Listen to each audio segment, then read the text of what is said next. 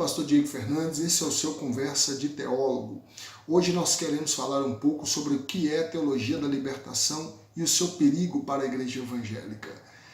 Eu gostaria de tomar como tipo de teologia da libertação a aplicada por Leonardo Boff, um dos seus maiores precursores aqui no Brasil.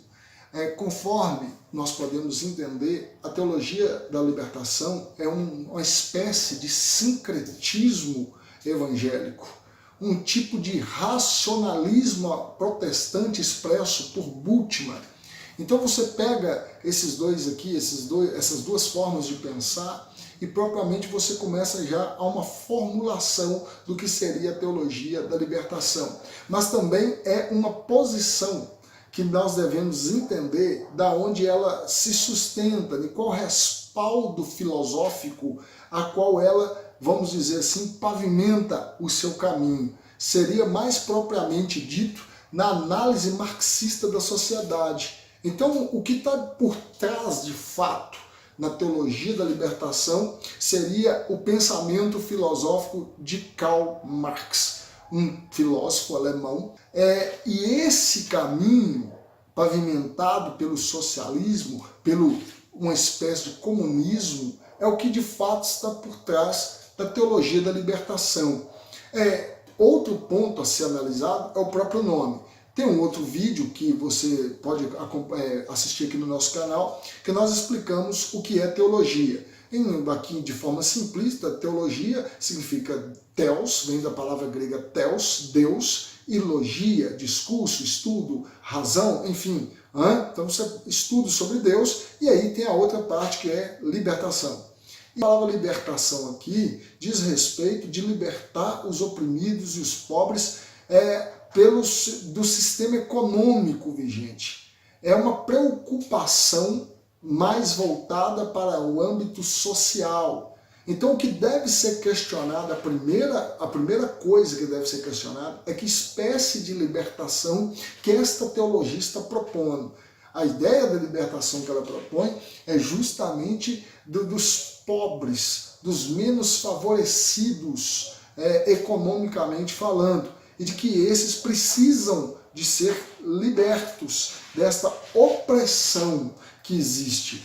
É preciso também levar em consideração que a predominância desta forma de pensamento, isto é, desta teologia, se dá no seio da Igreja Católica, que inclusive é a sua gênese. A sua gênese advém dos teólogos católicos apostólicos romanos, os quais acredito que fazem parte dos deveres da Igreja combater em prol dos direitos humanos dos oprimidos e dos pobres.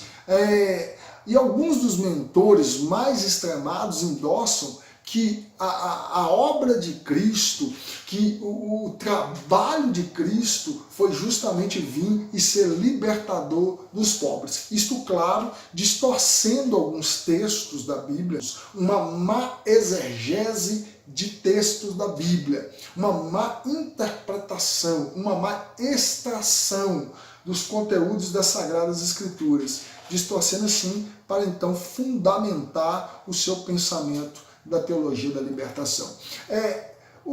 A grande questão que eles trazem é que Cristo seria uma espécie de revolucionário. A teologia da libertação não é a primeira a querer usar e utilizar o nome de Jesus Cristo, ou o eminente e poderoso nome de Jesus, para sustentar questões políticas. Então querer politizar o nome de Jesus não é só a teologia da libertação que tenta fazer isso. Outras vertentes de pensamento o tentaram antes e também depois. Os mais extremistas, adeptos dessa teologia da libertação, vão usar de um reducionismo, vão reduzir as obras de Cristo. E como nós podemos, eu vou aqui utilizar de exemplo, quando Jesus, lá em Mateus 8, versículo 1 até o versículo 4, onde Jesus cura um leproso, eles vão dizer assim que ali não houve uma cura. Para que eu fundamente melhor, vou te dar outro exemplo. Na multiplicação dos pães eles colocam que Jesus não multiplicou os pães. O primeiro exemplo que dei do leproso, eles colocam que Jesus estava trabalhando a questão da inclusão, porque como você provavelmente sabe, e se não sabe eu estou aqui te explicando, quem tinha doença de lepra era excluído da sociedade, e isso por uma questão de saúde, se assim podemos dizer, como trata Levítico, porque senão a lepra poderia ser contagiante e outras pessoas poderiam adquirir, pegar essa doença. Então essa pessoa não podia fazer parte do seio dos âmbitos sociais, ela tinha que ser excluída do seio da sociedade judaica. E sobre a multiplicação dos pães, a preocupação, segundo os teólogos da libertação, não é propriamente dito de multiplicar literalmente pães, mas é falar da partilha que Jesus estava ensinando.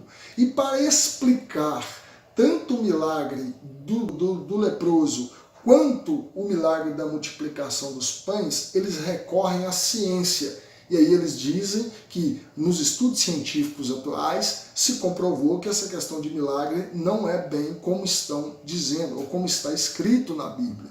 O que está escrito na Bíblia parte da mentalidade mítica do povo daquela época, a qual interpretava todo fenômeno como sendo milagre.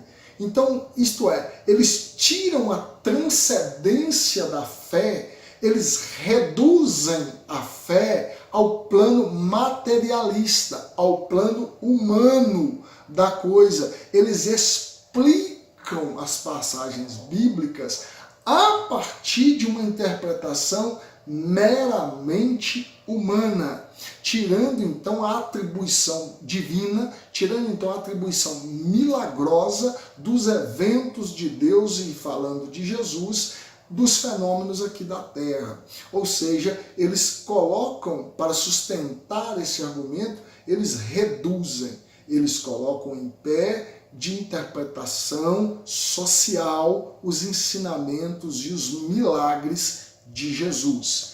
Isso você já começa a sentir o quão perigoso pode ser para a igreja, o quão danoso pode ser este tipo de ensinamento no meio da igreja.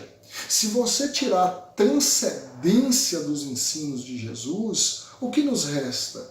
O que vai nos restar é falarmos dos planos aqui na Terra, é falarmos das coisas efêmeras e não das coisas eternas. O que então pode-se olhar para essa teologia e começar com um senso crítico a olhar para isso e falar, pera, se nós reduzirmos o plano transcendente, místico e sobrenatural de Deus para interpretações meramente humanas, automaticamente o evangelho vai perdendo sentido. E você então pode sustentar a partir das ideias comunistas socialistas. Então, assim, o que eu vim tratar nesse vídeo é do perigo que isso pode ocorrer na igreja.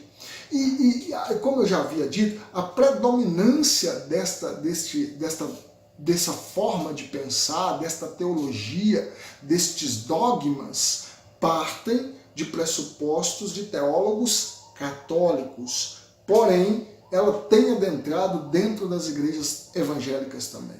Tem atingido o seio da igreja evangélica, porque já tem pastores evangélicos partindo para esse tipo de homilia, esse tipo de interpretação, e colocando e reduzindo os planos sobrenaturais de Deus em forma humana, dizendo, não é bem assim que está escrito aí. Você está lendo assim, mas não é bem desse jeito que se averiga e interpreta esse texto. Então eu gostaria de deixar aqui um alerta para você que já ouviu essa forma de homilia, essa forma de verbalização, essa forma de exposição de algum líder, quer seja ele padre, quer seja ele pastor, e começar a analisar e distanciar de certa forma desta forma danosa de interpretação das Escrituras. É uma forma nefasta, é uma forma completamente hedionda de tirar a transcendência e o poder de Deus